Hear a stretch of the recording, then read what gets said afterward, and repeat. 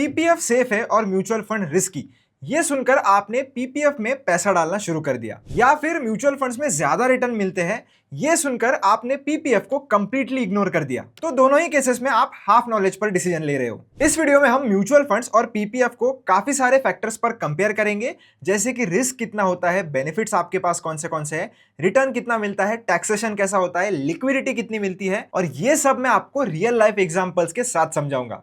मेरा नाम है सार्थक, आप देख रहे हो with vision. Let's get started. सबसे पहले मैं आपको बेसिक बता देता हूं दोनों ही चीजों के बारे में।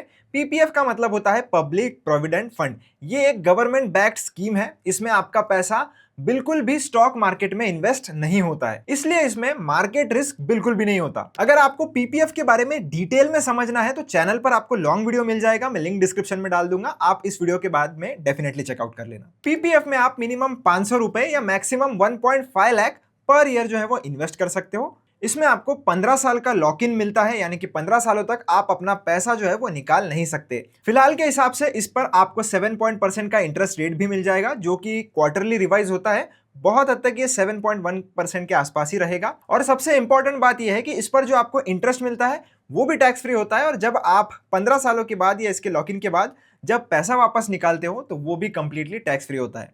अब म्यूचुअल फंड्स में क्या होता है? म्यूचुअल फंड्स में आपका जो पैसा है वो डायरेक्टली स्टॉक मार्केट में इन्वेस्ट होता है। इक्विटी कैटेगरी के अगर इसमें फंड की बात करूं तो उसमें मार्केट रिस्क आ जाती है कि मार्केट जिस हिसाब से रिटर्न देगा उस हिसाब से आपको रिटर्न्स मिलेंगे। अब म्यूचुअल फंड में काफी सारे टाइप्स होते हैं और म्यूचुअल फंड के रिटर्न्स काफी वॉलेटाइल भी हो सकते हैं, लेकिन लॉन्ग टर्म में specially equity mutual funds wealth create कर सकते हैं। अब मैंने रिटर्न्स को सबसे पहले क्यों चुना? ऑनेस्टली यही सबसे बड़ा रीजन होता है कि लोग पीपीएफ और म्यूचुअल फंड्स को कंपेयर करते हैं। एग्जांपल लेकर बात करते हैं। राहुल और प्रिया दोनों ने 1000 पर मंथ इन्वेस्ट करना स्टार्ट किया। दोनों ने 25 साल तक इन्वेस्टमेंट कंटिन्यू रखी, यानी कि टोटल हो जाते हैं 3 लाख रुपए। अब राहुल ने पीपीएफ चूज किया था तो उसको 7% एनुअल रिटर्न मिले, तो 25 साल बाद राहुल के पास रफली 8.2 लाख का कॉर्पस हो सकता है। अब प्रिया ने सेम अमाउंट जो है वो इक्विटी म्यूचुअल फंड्स में इन्वेस्ट किया था, और अगर हम लॉन्ग टर्म में एवरेज 12% कंसिडर करें तो 25 साल के बाद प्रिया के पास रफली 18.8 लाख का कॉर्पस हो सकता है। अभी ये 12% मैंने कंसिडर किया है, अगर आप 11% करके भी करते हो तो भी नो डाउट अमाउंट जो है वो पीपीएफ से ऊपर ही आने वाला है। अब अगर आप डिफरेंस देखोगे तो वो क्लियरली 10.6 लाख के आसपास है, तो ये काफी बड़ा डिफरेंस हो जाता है। अब अगर आपके दिमाग की बत्ती जल रही है और बोल रही है तो इक्विटी म्यूचुअल फंड ही सही है, इसी में अपना सारा पैसा लगा दो, यहां पर आप बड़ी गलती कर रहे हो।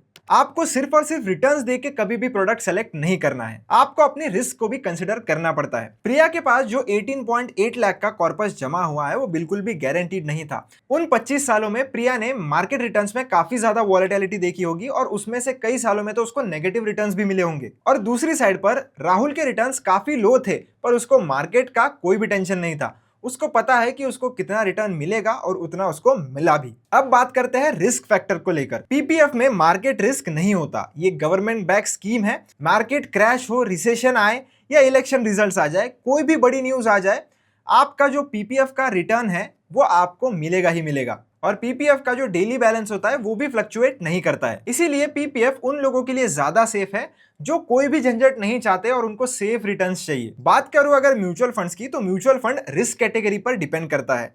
लिक्विड फंड का रिस्क अलग होता है, डेट फंड का रिस्क अलग होता है, लार्ज कैप का अलग होता है, स्मॉल कैप का अलग होता है। तो आपको अपने हिसाब से डिसाइड करना पड़ेगा कि कौन सा आपके लिए सुटेबल है। इक्विटी म्यूचुअल फंड्स में शॉर्ट टर्म लॉस भी पॉसिबल है। अगर आपने 1 लाख रुपए इन्वेस्ट किया और मार्केट अगर क्रैश कर जाता है या नीचे गिर जाता है तो आपका 1 लाख का पोर्टफोलियो टेम्पररीली ही सही बट 70-80 हजार पर भी आ सकता है। तो इसके लिए आप रेडी होने चाहिए। म्यूचुअल फंड का एक्चुअल बेनिफिट आपको 7 से लेकर तो 10 सालों के बाद मिलेगा, क्योंकि तभी उसकी जो कंपाउंडिंग होती है वो अच्छे से काम करती है। आगे बढ़ते हैं और बात करते हैं टैक्स बेनिफिट्स के बारे में। अब हमारा जो पीपीएफ है वो ट्रिपल ई कैटेगरी के अंदर आता है, यानी कि एग्जेम्प्ट कैटेगरी। इस पे ना आपको इन्वेस्टमेंट पे टैक्स लगेगा, ना इंटरेस्ट पे टैक्स लगेगा, ना जो अमाउंट आप विड्रॉ करोगे एंड में उस पर टैक्स लगेगा।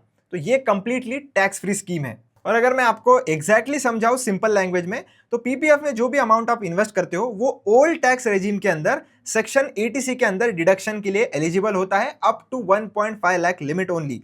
बट ध्यान रखना उसमें बाकी की भी कई सारी स्कीम्स आती है, तो ये सिर्फ पीपीएफ का डिडक्शन नहीं है, इसमें बाकी की भी स्कीम्स आती है, तो वो मिलाकर 1.5 लाख की लिमिट होती है। अब म्यूचुअल फंड का जो टैक्सेशन होता है वो थोड़ा कॉम्प्लिकेटेड होता है। अगर आप ईएलएसएस म्यूचुअल फंड में इन्वेस्ट करोगे तो सेक्शन 80C के अंदर आपको टैक्स बेनिफिट जो है वो मिल जाएगा, लेकिन ईएलएसएस इक्विटी लिंक्ड होते हैं, इसीलिए इसमें मार्केट रिस्क भी होता है। इसी के साथ साथ आपको 3 साल का लॉक इन पीरियड भी देखने के लिए मिलेगा। और non ELSS equity mutual funds में अगर आप इन्वेस्ट करोगे तो उसमें आपको कोई सेक्शन 80C के अंदर या कोई भी टैक्स बेनिफिट नहीं मिलता है। टैक्स रिडीम्शन के टाइम पर लगता है। अगर इक्विटी म्यूचुअल फंड यूनिट्स 1 साल से कम होल्ड किए हैं तो एसटीसीजी लगेगा, और 1 साल से ज्यादा होल्ड किए हैं तो एलटीसीजी लगेगा। तो टैक्स सिंप्लिसिटी से अगर आप सोचोगे तो आपको पीपीएफ ज्यादा बेहतर लगेगा कंपेयर टू म्यूचुअल फंड्स। अब बात करते हैं दोस्तों लिक्विडिटी की, कि अगर इन केस आपको कोई भी इमरजेंसी में पैसों की जरूरत पड़ जाती है तो आपके लिए कौन सा सही है। इसमें तो क्लियर लूजर है हमारा पीपीएफ, क्योंकि इसमें 15 साल का लॉक इन आ जाता है और आप कभी भी मन चाहो तब अपने पैसे जो है वो इजीली नहीं निकाल सकते। इसमें कुछ एक्सेप्शंस है, जैसे आप पार्शियल विड्रॉल ले सकते हो 7th फाइनेंशियल ईयर से, और आपको लोन फैसिलिटी मिल जाती है from 3rd to 6th financial year. पर ये आप एज ए इमरजेंसी फंड या कोई भी अगर आपको दिक्कत या कोई भी गोल आपका होगा छोटे टाइम पीरियड के लिए, उसके लिए आप पीपीएफ को यूज नहीं कर सकते। म्यूचुअल फंड्स में लिक्विडिटी जनरली बेटर होती है। ईएलएसएस को छोड़ के, जिसमें 3 साल का लॉक इन होता है, बाकी सारे जो म्यूचुअल फंड्स होते हैं उनको आप कभी भी रिडीम कर सकते हो। बस इसमें एक दिक्कत है कि जब आप म्यूचुअल फंड रिडीम कर रहे हो तब अगर मार्केट क्रैश हो गया तो आपको लॉस भी हो सकता है। वीडियो को समराइज करने से पहले स्क्रीन पर आप एक टेबल देख सकते हो जहां पर सारे फैक्टर्स जो है वो टेबल के फॉर्म में कंपेयर किए गए हैं। आपको चाहिए तो आप पॉज करके पढ़ भी सकते हो या इसका फोटो लेकर आप रख भी सकते हो, आपको आगे काम आएगा। अब हम बढ़ते हैं कंक्लूजन की ओर कि आपको क्या करना चाहिए। तो दोस्तों बहुत ही सिंपल आंसर है, ना पीपीएफ सबके लिए सही है ना म्यूचुअल फंड सबके लिए सही है। आपको अगर बेस्ट चॉइस चाहिए तो आप दोनों में इन्वेस्ट करिए। अब आप पूछोगे कि क्यों म्यूचुअल फंड वर्सेस पीपीएफ, ये एक्चुअली डिबेट ही गलत है, क्योंकि दोनों चीजें जो है वो बहुत ही टोटली अलग काम करती है। तो आप इन दोनों को कंपेयर ही नहीं कर सकते, क्योंकि पीपीएफ में आपका कैपिटल प्रोटेक्ट होता है और म्यूचुअल फंड्स में आपका जो कैपिटल है वो ग्रो होता है। तो आपका अगर लॉन्ग टर्म के लिए इन्वेस्ट करना है तो आपको अपना कैपिटल को प्रोटेक्ट भी करना पड़ेगा और अपने कैपिटल को ग्रो भी करना पड़ेगा, तभी आप लॉन्ग टर्म में जो है वो वेल्थ बना सकते हो, वो भी बिना ज्यादा टेंशन लिए। तो यही चीज मैं आपको एक प्रैक्टिकल एग्जांपल लेकर समझाता हूं। मान लेते हैं आपको 5000 रुपीज हर महीने इन्वेस्ट करने हैं, तो आप कैसे करोगे। अगर आप एक बिगिनर हो, इनकम स्टेबल है, एज आपकी 20 से लेकर 30 के बीच में है और गोल 10+ ईयर्स के लिए आपको इन्वेस्ट करना है, तो एक सिंपल स्ट्रेटेजी एलोकेशन हो सकता है।